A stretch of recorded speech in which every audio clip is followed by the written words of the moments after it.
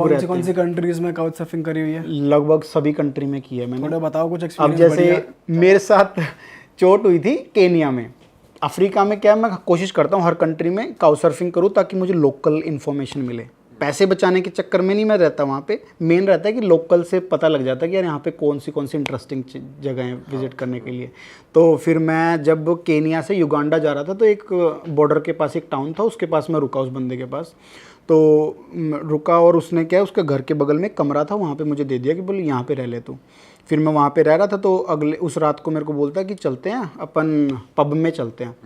मैंने अब यार किसी के पास रह रहे हैं, उसको ये थोड़ी बोलूँगा कि यार मैं नहीं जाऊँगा तेरे साथ। फिर वो एक रहता है ना कि यार इसको मैं फ्री स्टे कर रहा हूँ, ये तो साला जा ही नहीं रहा मेरे साथ में। तो मैंने कहा यार चलते हैं, कोई नहीं। और फिर मैं उसके साथ चला गया और मैंने क्या डोर को लॉक नहीं किया, पीछे से मेरा लैपटॉप ले गया। और उस टाइम पे मेरे को इतना हेडेक हो, वापस आके देखा मेरा लैपटॉप ले गया, जेब में मेरे पाउच में थे लगभग $200 के आसपास थे, तो वो भी ले गया। तो फिर मैंने उसको बोला यार मेरा लैपटॉप चला गया। और उसके बगल में एक लड़का भी था जो उसके घर में रह रहा था, बोला कि मैंने कहीं नहीं सुना यहाँ पे ले गया और मैंने देखा भी नहीं किसी को। मुझे तो उसी पे शक जा रहा था यार, उसके घर से चोरी हुआ है तो इसी ने करवाया होगा। तो बोला कि हमने तो नहीं किया। बोलता है कि अगर दिक्कत है तो कल पुलिस चलेंगे। अगले दिन हम लोग पुलिस स्टेशन गए, पुलिस वाला बोलता है give me $1,000। $1,000 then only I can start application. अच्छा, तो बोलता कंप्लेन लिखने के मिलेगा नहीं मिलेगा वो बात की बात है। बोलता है कि कंप्लेन लिखने के मेरे को $1,000 दे। मैंने कहा यार $1,000। बोलता है कि और वो भी गारंटी नहीं है आपका लैपटॉप मिल जाएगा कि नहीं मिल जाएगा। बोला हमारे केनिया में ऐसी कोई स्कीम नहीं है कि हम लोग ट्रैक कर सकें। अच्छा। मैंने कहा फिर तू $1,000 किस चीज़ के ले रहा है, क्यों कंप्लेन करवाऊँ मैं? सही बात है। मैंने उसको बोला मुझको देख कुछ मुझे पता अफ्रीका के लोग कुछ काम नहीं करते, उनको करप्शन है। मैंने कंप्लेन नॉर्मल लिखवाई वहाँ पे। फिर वो उसको मैंने पैसे वैसे नहीं दिए, वो जो मेरे साथ बंदा था उसने बात की उससे और कंप्लेन लिखवाई हमने कैसे तैसे। हम लोग कंप्लेन लिखवा के वापस आ गए। और उस टाइम पे मैंने डिसाइड किया अब क्या किया जाए। तो मेरा तो पूरा चला गया सारा पैसा वैसा, और मेरा प्लान था पूरा ईस्ट अफ्रीका ट्रिप करने का। तो उस टाइम पे अब काफ़ी हेडेक हो गया। मैंने फिर खुद को समझाया, मुझे यार देख चीज़ें होती रहती है, कंटिन्यू कर ट्रिप को। और वो ट्रिप पूरी वाहियात थी मेरी लाइफ की। पूरी वाहियात ये थी। वही वाली ट्रिप है जो आपका पूरा अरेस्ट और ये वगैरह किडनैपिंग और ये सब हो गया था। साउथ अफ्रीका में भी आप बता रहे थे जोहानिसबर्ग का कुछ सीन है। हाँ, जोहान्सबर्ग अगर आप सर्च करोगे दुनिया की जो डेंजरस सिटीज़ के अंदर जोहान्सबर्ग टॉप पे है। अच्छा। क्राइम के अंदर। वहाँ पे अगर आप नॉर्मली भी स्ट्रीट पे वॉक कर रहे हो ना, अगर आपने थोड़ा सा टेंशन नहीं दिया अपने आसपास के लोगों में, तो आपकी बिलोंगिंग्स है उसको लेके भाग जाएंगे, लूट लेंगे। और जिस गली में लोग नहीं है और उस गली में आप अकेले घूम रहे हो तो चांस ही नहीं है कि आपको वहाँ पे कोई छोड़ दे, गन लगाएंगे और आपको लूट के ले जाएंगे। और अगर उस कंट्री में आप अपने गाइड के साथ चल रहे हो तब कोई दिक्कत नहीं है। उसको पता है कि किस जगह पे हम लोगों को घूमना है। अब एज अ फॉरेनर मुझे क्या पता कि यार कौन सी जगह ज़्यादा सेफ है, तो जाने से पहले थोड़ी रिसर्च करनी पड़ती है कौन सा एरिया बेटर है। सही बात है। लेकिन जोहान्सबर्ग बहुत डेंजरस है। केप टाउन बेटर है, केप टाउन फिर भी बेटर है, क्योंकि अगर आप टूरिस्टिक प्लेसेस पे स्टिक रहते हो तो आपको कोई दिक्कत नहीं है। भाई आप बता रहे थे काउच सर्फिंग करते हो, आपका एक गे एनकाउंटर भी हो गया था। हाँ, चाइना में फर्स्ट टाइम जब चाइना ओपन हुआ तो मैंने फटाफट से वीज़ा अप्लाई कर लिया और चाइना जाने का प्लान था। अब इतनी रिसर्च नहीं की थी कि चाइना में सब कुछ ही बैन है, क्योंकि वहाँ पे व्हाट्सअप नहीं चलता। हाँ। कोई भी बाहर की चीज़ें नहीं चलती है। इवन गूगल का अगर आपके पास फ़ोन है तो गूगल का फ़ोन चलता नहीं है वहाँ पे। अच्छा, वेस्ट है गूगल का फ़ोन वहाँ पे। तो फिर मैंने वहाँ पे काउच सर्फर ढूंढा बीजिंग में, तो उसको मैंने रिक्वेस्ट भेजी कि यार मैं 2 नाइट के लिए आपके पास रुकूंगा, क्योंकि यार अब फर्स्ट डे तुम जा रहे हो और नई कंट्री में जा रहे हो तो फर्स्ट डे लोकल के पास बनता है। सही तो फिर मुझे नहीं पता था कि वो बंदा गे है। अच्छा। अब मैं पहुंच गया, वो मुझे एयरपोर्ट पे लेने आ गया, पिक करने आ गया, और बंदा शक्ल से भी गे नहीं लग रहा। इतनी तगड़ी सर्विस देते हैं कि तुम रह सकते हो, लेकिन पिक एंड ड्रॉप भी करवाते हैं। वैसे चाल और चलन से तो समझ जाता है आदमी थोड़ा। हाँ, वो नॉर्मल हाँ, थोड़ा सा शरीर का जो एक्सप्रेशन लचक होती है उससे दिख जाती है। हाँ। तो मैं उसके पास गया, उस बंदे ने। और हाँ, चाइना में अगर जाते हो तो आप अपने पासपोर्ट से सिम कार्ड नहीं खरीद सकते, वहाँ पे पुलिस में जाके रजिस्ट्रेशन कराना पड़ता है, काफ़ी बसड़ है वहाँ पे। तो उस बंदे ने खुद की आईडी से मुझे सिम कार्ड भी दिलवाया। मैंने कहा यार बड़ा अच्छा बंदा है, दिलदार लड़का है, और पूरे रास्ते मुझे गाइड करता है, ये चीज़ें अच्छी, ये चीज़ें अच्छी। इंग्लिश बोलता था वो, इंग्लिश अच्छी बोलता था, और काफ़ी कंट्री ट्रैवल भी की थी। अब बात आती है भाई वहाँ पे सोने की। तो घर वर पहुँच गए। और चाइना में क्या है, जो अपार्टमेंट्स हैं उनमें घर काफ़ी छोटे छोटे हैं। जैसे हांगकांग में अगर आपने सुना होगा, हांगकांग के घर जो हैं, जैसे बाथरूम जो अपने बाथरूम का साइज़ रहता है ना, उसमें तो वो लोग रहते हैं। जापान में भी ऐसे ही है। तो उसका घर काफ़ी छोटा था, उसमें से बाथरूम था और एक सोफ़े के बराबर उसका टॉयलेट था, उसमें छोटी सी सीट थी और छोटा सा नहाने के लिए था। तो छोटा सा बेड था। अब बोलता है कि सो जा भाई, ठीक है यार, लड़का ही है, मैं अपने रहता है ना, लड़का तो लड़के के बगल में तो सो सकते हैं। हाँ। लड़की का रहता है तो बंदा हिचकिचाता सही है। बात है। तो मैं सो गया वहाँ पे। 15-20 मिनट बाद बंदा भाई साहब में मेरा पूरा शरीर टच करने लग गया, डाउन पार्ट सबको टच करने लग गया वो। और फिर और आपको नींद में रियलाइज हो कि कोई टच कर रहा है। हाँ, मुझे रियलाइज हुआ यार कोई टच कर रहा है और मेरी नींद खुल गई। फिर मैंने कहा क्या कर रहा है ये? फिर बोलता इट्स ओके इट्स ओके। मैंने कहा कोई इट्स ओके नहीं है, मैं भाग पीछे। क्या हो क्या मेरे की दूर हट। फिर मैंने उसको पीछे पुश किया तो बोलता है कि it's okay, I help you a lot and you have to spend a night with me. तो मैंने कहा यार मेरे को कोई इंटरेस्ट नहीं है बॉयज़ में। तो बोलता है कि it's okay, it's just one night. मैंने कहा कोई इट्स ओके नहीं है। फिर मैंने उसको लात मारी पीछे। मैंने कहा या तो मैं जा रहा हूँ यहाँ से। तो फिर बोला कि okay you can sleep, I will not touch you. मैंने कहा तेरे पे भरोसा ही नहीं है। फिर उसके बेड के साइड में थोड़ी सी जगह थी, वहाँ पे मैं कोने में सोया पूरी रात। और अगली सुबह 5 बजे और मैं वहाँ से निकल लिया।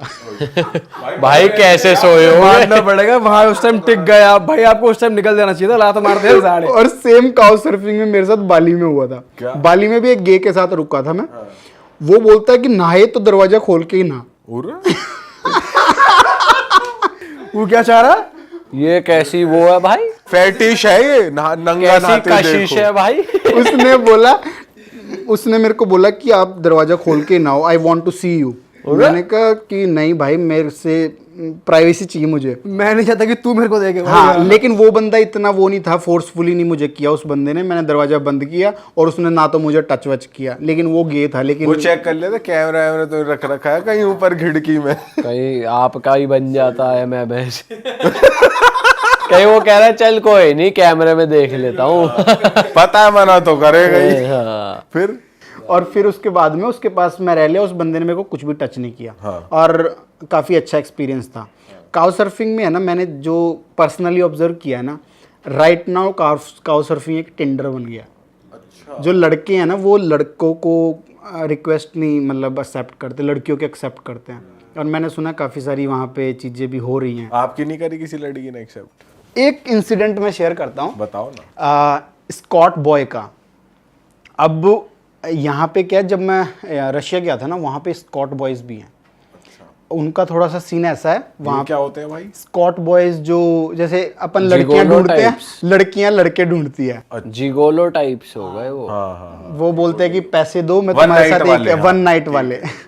तो फिर उसके साथ वो बंदा मुझे नॉर्मली मिला, एक हॉस्टल में मिला था।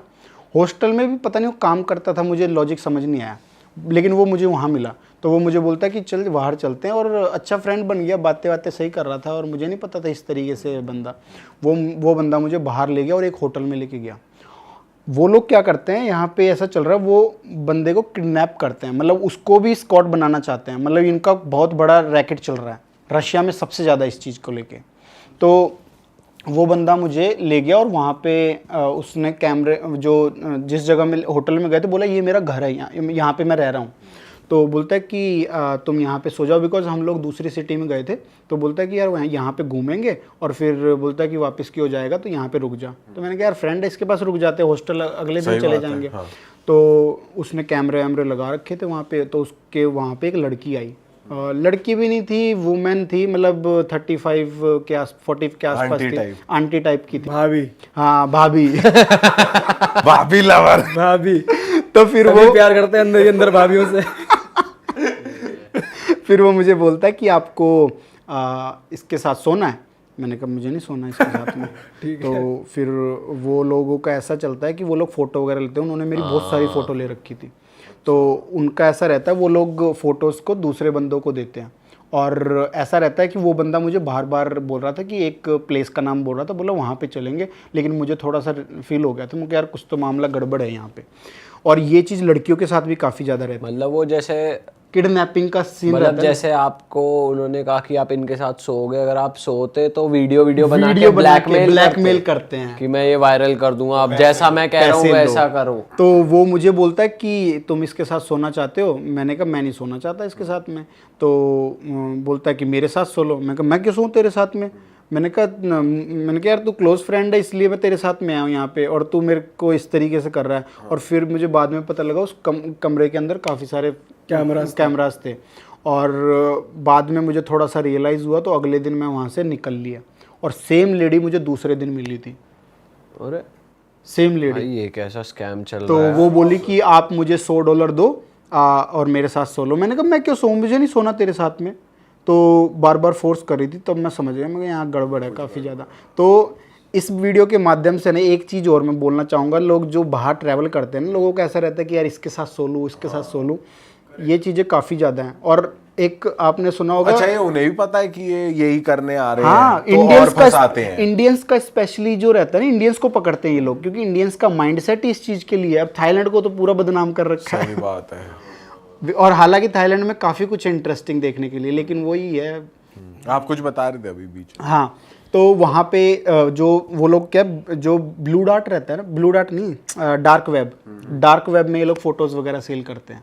अच्छा। तो वहाँ पे ये लोग पेड मतलब पैसे पे करते हैं, और उन फोटोज़ वगैरह को ये लोग यूज़ करते हैं आगे, और उनको फिर ब्लैकमेल करते हैं। मतलब जो लोग रैंडमली किसी के भी साथ वहाँ जाके सो रहे हैं, आप उनके लिए कह रहे हो कि आप ऐसे ना करो ताकि आपकी फोटोज लीक ना हो जाए, डार्क वेब पे फोटोज। मतलब ठीक है तुम कर रहे हो वो बात अलग है, लेकिन एक अपने सराउंडिंग में भी चीज़ें देखो कि भाई हम लोग किसके साथ जा रहे हैं, किस तरीके से कर रहे हैं। अब मैं जो इंसिडेंट बताया ना, अब ये अगर शायद मेरे साथ, अगर मैं सपोज सो जाता उसके साथ में, अगर गलती से मेरी वीडियो लीक हो जाती, तो मैं तो पूरा डिप्रेशन में चले जाता। पैसे मांगते मेरे से, फिर सब्सक्राइबर्स बढ़ जाते हैं। YouTube पे ज्यादा फेमस हो जाते फिर आप। पता नहीं YouTube पे होता कि और वेबसाइट पे होता।